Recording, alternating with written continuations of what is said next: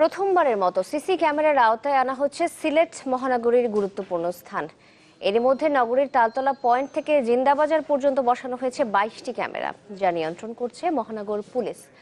তাদের আশা, আইন শৃঙ্খলা পরিস্থিতির উন্নতি ও যানজট কমাতে এগুলো কাজে লাগবে। প্রথমবারের মতো সিলেট নগরীতে পরীক্ষামূলকভাবে সিসি ক্যামেরা বসাচ্ছে সিটি কর্পোরেশন। 18 লাখ টাকার এই প্রকল্পে বেশিরভাগ কাজই প্রায় শেষ।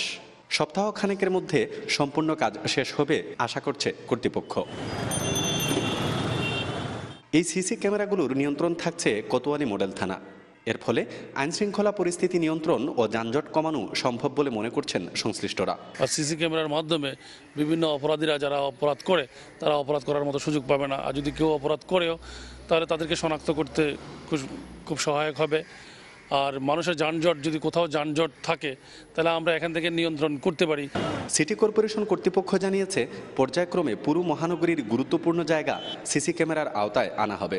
যে সমস্ত গুরুত্বপূর্ণ স্থাপনা সেগুলোর নিরাপত্তার জন্য সিসি ক্যামেরা স্থাপনের মেট্রোপলিটন এসএমপির সাথে আমরা কথা বলি এবং ওনারা বেশ কিছু রিকোয়ারমেন্ট দেন এবং ওনাদের সাথে কথা বলেই আমরা আমাদের সিলেট নগরীর যে সমস্ত গুরুত্বপূর্ণ জায়গা আছে সেই সমস্ত জায়গায় আমরা সিসিটিভি ক্যামেরা স্থাপনের উদ্যোগ নিয়েছি। মোট 22টি ক্যামেরা বসানো হয়েছে।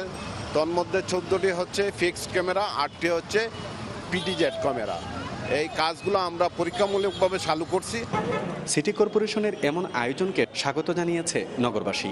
যখন রিকশায় যায় সন্ত্রাসীরা পেছন দিক থেকে এসে হামলা করে মানিব্যাগ ছিনিয়ে নিয়ে যায়, ছিনিয়ে নিয়ে যায়, কিন্তু এখন সেটা কম হবে।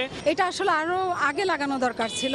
তো যাই হোক, দেরিতে হলেও যে এখন এই কাজটা করা হয়েছে সেই জন্য আমরা অত্যন্ত আনন্দিত। গুলজার আহমেদ, চ্যানেল 24, সিলেট।